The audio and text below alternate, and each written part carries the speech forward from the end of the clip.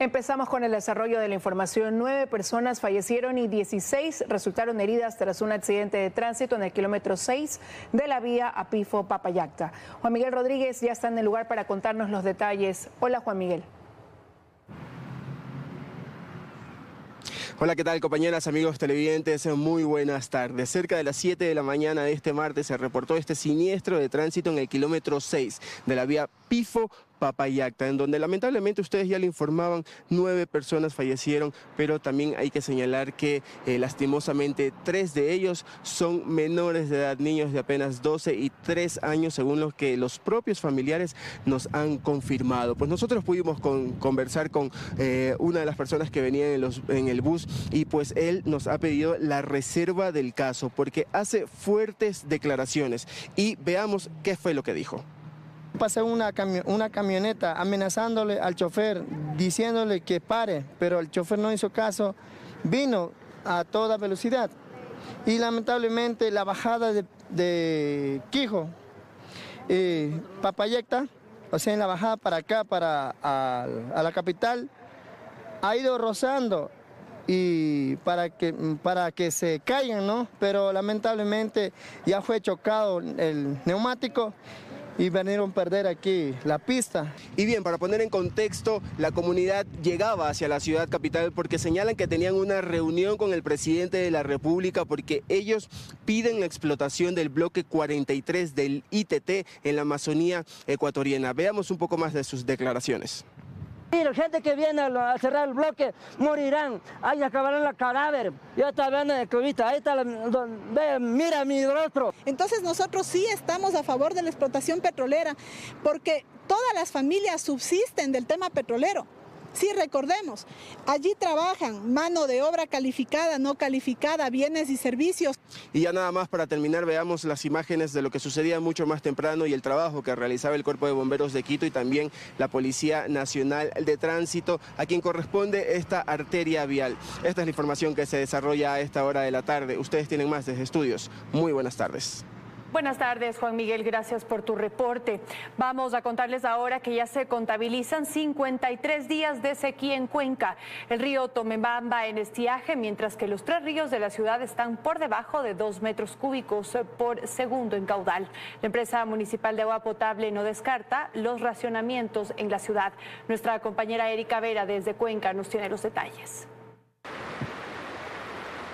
Así es, buenas tardes, compañeros, amigos televidentes. Nos encontramos a las orillas en esta ocasión del río Llanuncay. Como pueden observar a mis espaldas, se encuentra un poco menos de 1/3 de lo que sería la extensión de este río, en el que su caudal se encuentra circulando de menor volumen. Para esto también, y conocer la preocupación evidente que existe en esta ciudad cuencana, hemos preparado el siguiente reportaje. Veamos. La sequía es evidente. La ciudad de los 4 ríos está en alerta. Esto por la sequía del río Tomebamba, en el que no solo se pueden observar sus rocas, sino también se puede cruzar por lo que debería ser el cauce normal. Según el último reporte de la empresa municipal Etapa EP, con fecha 3 de septiembre, el río que ya se encuentra en estiaje es el Tomebamba, con un caudal del 0.73 metros cúbicos por segundo. El Llanuncay, su estado actual es bajo, con 1.48 metros cúbicos por segundo. Tarqui, estado actual bajo con 1.45 metros cúbicos por segundo. El Machángara, el estado actual es bajo con 1.75 metros cúbicos por segundo. La problemática ya está siendo analizada por el municipio de Cuenca a través de la empresa municipal Etapa EP. Así lo dio a conocer la ingeniera María Verónica Polo, gerente general de la entidad.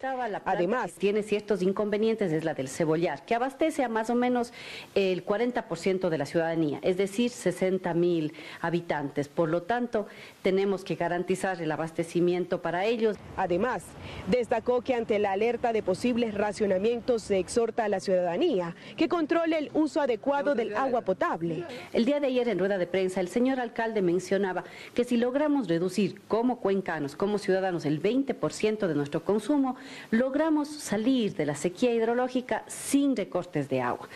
Etapa EP mantiene controles permanentes permanentes de los caudales de los 4 ríos que atraviesan Cuenca, que hasta la fecha se contabilizan 53 días de sequía. Asimismo, la preocupación es evidente por parte del municipio de Cuenca y también la empresa municipal Etapa EP, quien exhorta a la ciudadanía a cuidar y también mantener el control del uso del agua potable para evitar los futuros racionamientos de este líquido vital. Con esta información, compañeros, desde la ciudad de Cuenca, a orillas del río Yanuncay, pueden continuar con más información en estudios. Buenas tardes. Buenas tardes también para ti, Erika. Muchísimas gracias. El gobierno establece el cronograma de inicio de licitación y obra de la interconexión eléctrica entre Ecuador y Perú de 500.000 voltios.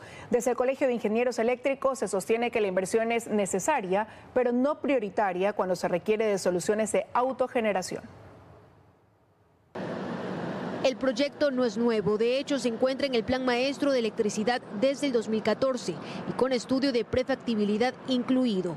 Pero es después de 10 años y de haber recibido un crédito con garantía soberana que el gobierno de Daniel Noboa lanza la licitación internacional para el sistema de interconexión eléctrica con Perú de 500.000 voltios, cuya instalación y obra durará 3 años. Desde el Colegio de Ingenieros Eléctricos y Electrónicos del Guayas, las observaciones son varias, pero la principal indican es la priorización de la inversión en proyectos relacionados con nuestra generación para no depender de un segundo país. Ese es el déficit que tenemos. Sin embargo, sabemos también que tenemos una debilidad dentro del sistema de transmisión, así como también la tenemos dentro del sistema de distribución. Para esta licitación existirán 2 fases. La primera arranca con la subestación Pasaje de 500 y 230 kilovoltios y ampliación de la subestación Chorrillos de 500 kilovoltios. La segunda fase será la línea de transmisión Chorrillos-Pasaje de 500 kilovoltios que comprende una extensión de 206 kilómetros. La línea de transmisión Pasaje Frontera de 78 kilómetros de igual forma será de 500 kilovoltios y posteriormente estará el seccionamiento de la línea de transmisión Minas San Francisco, San Ildefonso de 230 kilovoltios. En su momento, cuando entró en operación la interconexión con Colombia, que fue en el año 2003, se tomó la interconexión con Colombia como que si fuese generación propia, creyendo que siempre iba a estar disponible. Lastimosamente eso no es cierto. Asimismo, ambos especialistas indican que para que en un futuro incluso podamos vender energía a Perú, se necesita la diversificación de la matriz. Es algo que no es que se tiene que decidir de forma política. La diversificación de la matriz viene desde análisis técnicos. Ese ha sido nuestro problema. Tenemos que tener otras fuentes de generación. Según el cronograma, este 22 de noviembre será la entrega de ofertas. En diciembre, la evaluación y adjudicación. De enero a marzo de 2025, la suscripción de contratos. Y a partir de abril, se dará inicio a los trabajos de obra civil hasta agosto de 2027, que será la puesta en servicio de esta interconexión. La Secretaría Nacional de Gestión de Riesgos informó mediante un comunicado oficial que el incendio en el cantón Quilanga, en la provincia de Loja, está controlado.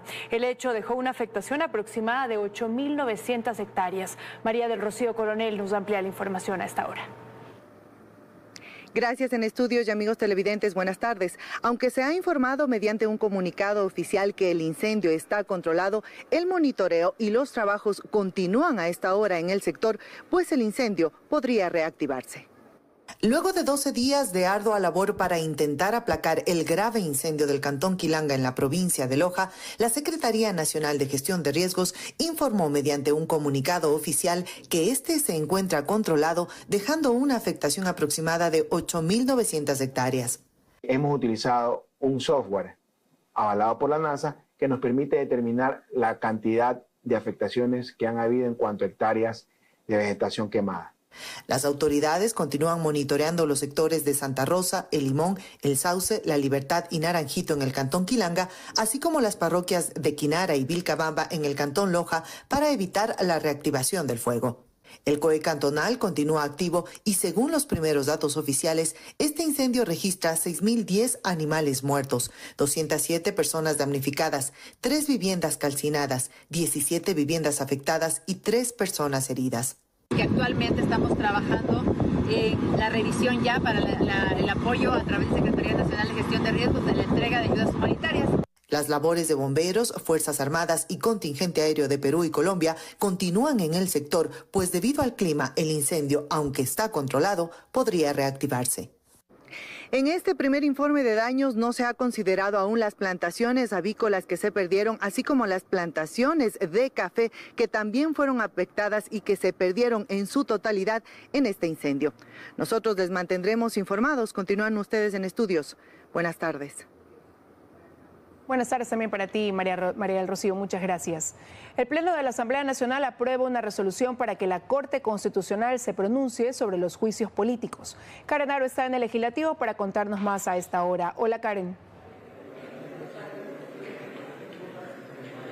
Así es, como están en estudios, amigos televidentes, buenas tardes. En efecto, en medio de un acalorado debate, retomó sus actividades el Pleno de la Asamblea Nacional este día martes. Pues hace pocos minutos, nada más, con 87 votos a favor y 30 en contra, se aprobó una resolución en la que la Asamblea Nacional primero rechaza la sentencia que les obliga a sacar del archivo a 3 juicios políticos en contra de 3 exfuncionarios del gobierno del expresidente de la República, Guillermo Lasso. Además, pide que la Corte Constitucional se pronuncie respecto del procedimiento, si se debe retomar o no estos juicios políticos y cómo deben hacerlo, tomando en cuenta que en camino en la Comisión de Fiscalización existe ya el tratamiento del juicio político en contra de la ministra del Interior, Mónica Palencia. Esta solicitud fue cuestionada y criticada por la bancada de gobierno. El pedido de este cambio del orden del día que se aprobó, como les decimos, fue hecho por el asambleísta de la Revolución Ciudadana, Leonardo Berresueta. Escuchemos un extracto de su intervención.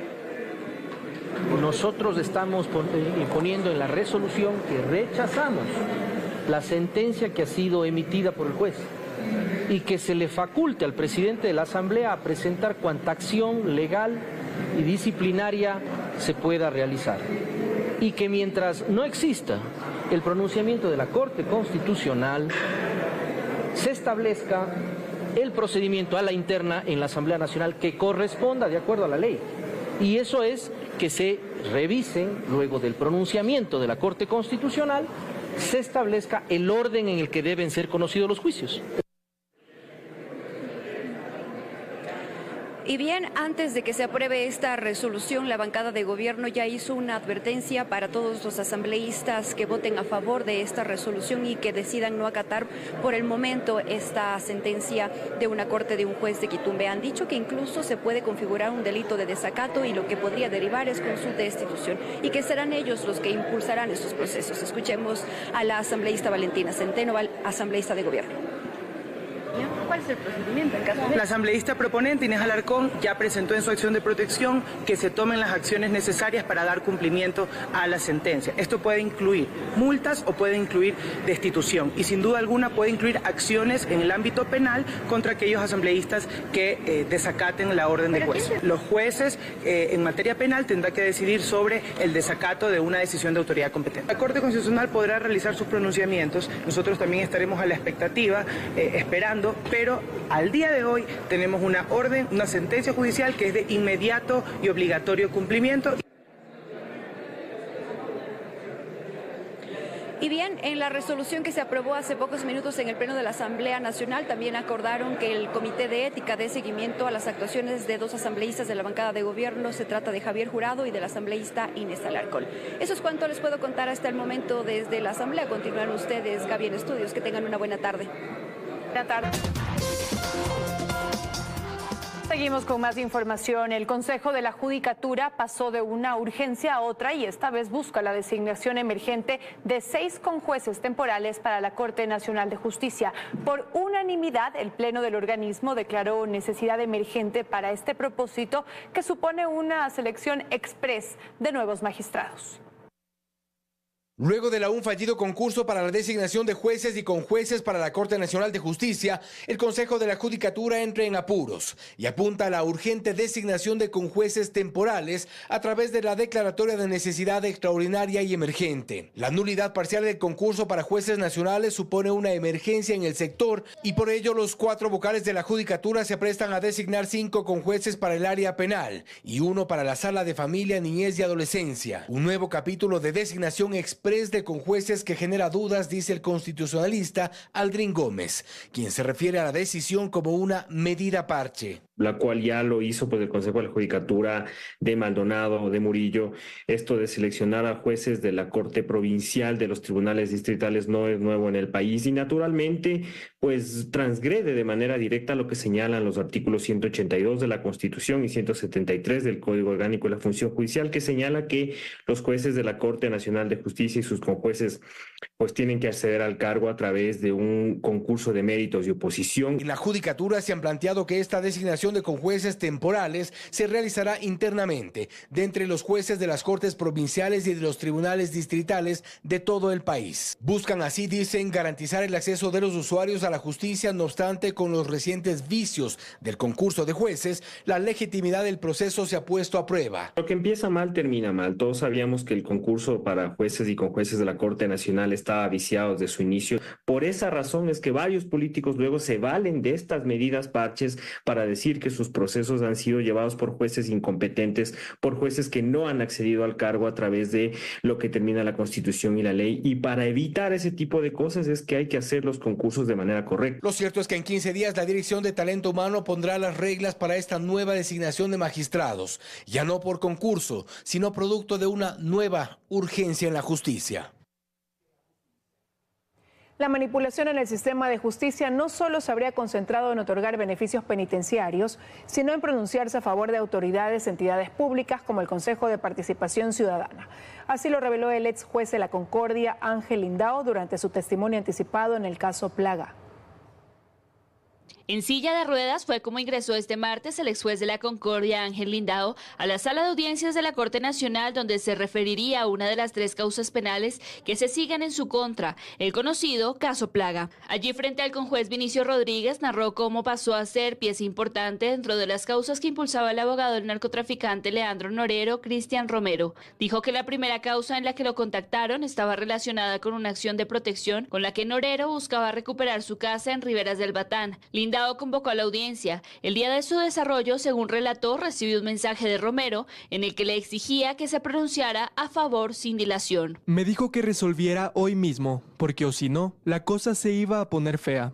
Que me iba a dar $20,000, que lo reciba porque o si no, era un desaire y me iba a ir mal. Lindao otorgó la medida irregular, lo que le implica una suspensión. Sorpresivamente, según lo indicó, días antes de que culminara su sanción, los vocales del Consejo de la Judicatura lo reintegraron. Sin embargo, para evitar su destitución, según narró, el director del Consejo, quien resultaba ser primo de Romero, Víctor Hugo Moya, le pidió $100,000, eso o seguir colaborando con la organización. De esta forma, los pedidos aumentaron y pasaron de ser de liberación de personas privadas de la libertad a temas políticos. El más controversial, la acción de protección con la que los entonces vocales del Consejo de Participación Ciudadana, Hernán Ulloa, María Fernanda Rivadeneira, Ibede Estupiñán y Francisco Bravo, destituidos por la Asamblea en noviembre de 2022, buscaban recuperar sus cargos. Para que la causa llegara a su conocimiento, fue sorteada en 7 ocasiones. En este caso no recibí ni un centavo. Lo hice porque me dijeron que iban a archivar mi sumario. En una reunión me dijeron que el presidente Lasso estaba agradecido porque eso le había dado tiempo para reestructurar una nueva mayoría, ya que la mayoría opositora, compuesta por correístas y socialcristianos, tenían un plan para tomarse el poder del Consejo de Participación Ciudadana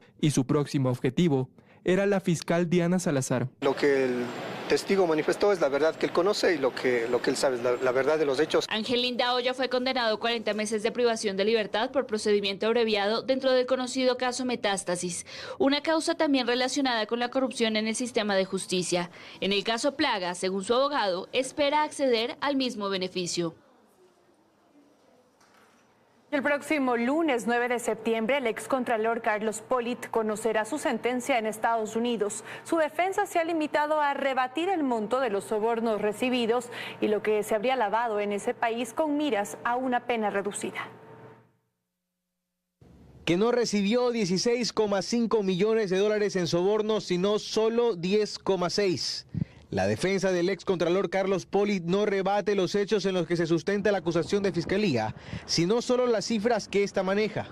En ellas, además, que el monto de lo lavado en el sistema financiero estadounidense no son más que 5,3 millones de dólares y no los al menos 11 millones que argumenta fiscalía. Ocurre a 6 días de que finalmente se conozca cuánto tiempo deberá permanecer en la cárcel el exfuncionario ecuatoriano. Inicialmente la audiencia estaba prevista para este miércoles 4 de septiembre, pero fue aplazada para el próximo lunes. Ese día la jueza Caitlin Williams deberá valorar los agravantes y atenuantes que constan en un informe previo a la sentencia.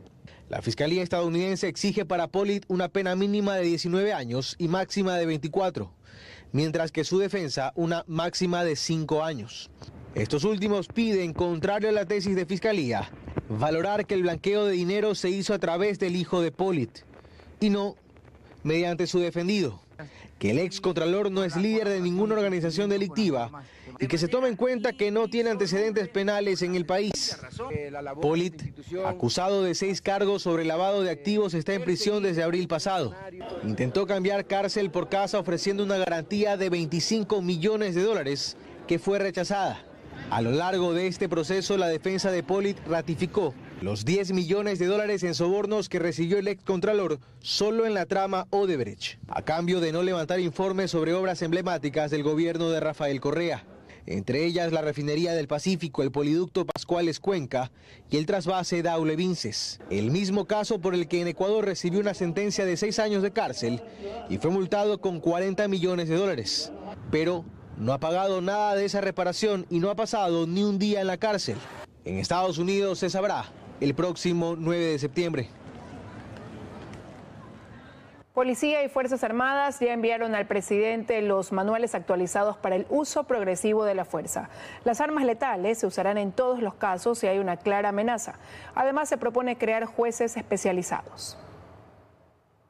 Están listos. Tal y como lo ordenó el presidente Daniel Noboa, la Policía y Fuerzas Armadas ya actualizaron los manuales para regular el uso progresivo de la fuerza, con el objetivo de intensificar la lucha contra las bandas criminales. Así, el comandante de la Policía, Víctor Zárate, aseguró que su manual contempla 5 ejes y pasa de tener una estructura piramidal a una circular. Había que agotar todos los niveles, desde la verbalización, contacto físico, hasta llegar al uso de las armas de fuego. Hoy es totalmente circular, evaluando la amenaza. Puede pasar de la verbalización al uso del arma de fuego. De esta manera, los servidores policiales serán quienes evalúen el nivel de riesgo de la situación y si determinan que su vida o la de terceros está en peligro, usarán sus armas de fuego. Se está llegando a un consenso con judicatura para que se tenga jueces propios que conozcan labores de policía y de Fuerzas Armadas. Situación similar se establece en el manual elaborado por las Fuerzas Armadas. Allí se contempla, por ejemplo, que se puede usar la fuerza letal cuando sean amenazados con armas, para evitar un delito que pueda resultar en la muerte o para impedir una fuga, para lo cual el personal ya está siendo capacitado. Y evitar incurrir en el artículo 28 del Código Integral Penal por omisión dolosa. Que a este gobierno no le tiembla la mano a la hora de tener la necesidad de neutralizar a un terrorista. Sin embargo, desde ambas instituciones aclaran que en toda operación se garantizará el respeto a los derechos humanos. Los documentos ya están en manos del presidente para su aprobación. En esta misma rueda de prensa, el ministro de Defensa se refirió a un supuesto complot que existiría para agravar la crisis energética. Evidencia de esto es el robo de cables, la afectación a las tuberías y la intromisión de personas para intentar detener la producción en uno de los pozos. En cuanto a los resultados del bloque de seguridad, las autoridades detallaron que existe una reducción del 17% de homicidios a escala nacional. 2 personas fueron asesinadas en una cancha de fútbol en la cooperativa Juan Montalvo al norte de Guayaquil. Según la policía, se trata de víctimas colaterales, ya que el blanco de los sicarios huyó del sitio en medio de la ráfaga de disparos. Uno de los hechos quedó grabado por cámaras de seguridad cuando cerca de las 7 de la noche del lunes 2 de septiembre, en la ciudadela Los Esteros, sur de Guayaquil, un sujeto corrió por su vida tras ser perseguido al bajarse de un carro, que inicialmente fue interceptado por al menos 4 criminales en motocicleta, quienes siguieron a su víctima, que intentó esconderse en un gimnasio, pero mientras subía por las escaleras fue acribillado. Inmediatamente al lugar nos pudimos percatar que había una persona que había se encontraban sobre la calzada fallecida, varios indicios balísticos. Casi en simultáneo, otro hecho violento tuvo lugar en las calles Francisco Segura y Avenida Quito, también en el sur de la ciudad, cuando el conductor de este carro plateado fue baleado por delincuentes que dispararon desde otro vehículo. El blanco de los sicarios, ya herido, perdió el control del auto, estrellándose contra una señalética, y allí falleció, ante la presencia de cientos de ciudadanos que transitaban por esta calle principal en hora pico. Y a las 9:30 de la noche, el sonido de más de 20 disparos alertó a los habitantes de la cooperativa Juan Montalvo en el norte de la urbe. Se trató de un nuevo ataque armado contra un grupo de personas que estaban reunidas en una cancha de fútbol. Según las primeras investigaciones de la policía, el objetivo del asesino, que se movilizaba en una tricimoto, logró huir, pero 2 personas que lo acompañaban murieron tras ser impactadas por proyectiles. Víctimas colaterales. Efectivamente, esta persona que supuestamente iba a ser atacada huye del lugar. Estamos verificando con las cámaras de seguridad, con las unidades especializadas. También el cadáver de un hombre baleado fue encontrado en la cooperativa Luz de América en Isla Trinitaria. Con estos casos ya se reportan más de 1.450 muertes violentas en la zona 8, conformada por las ciudades de Guayaquil, Durán y San Borondón, donde el conflicto entre bandas delictivas sigue siendo la principal causa de los homicidios.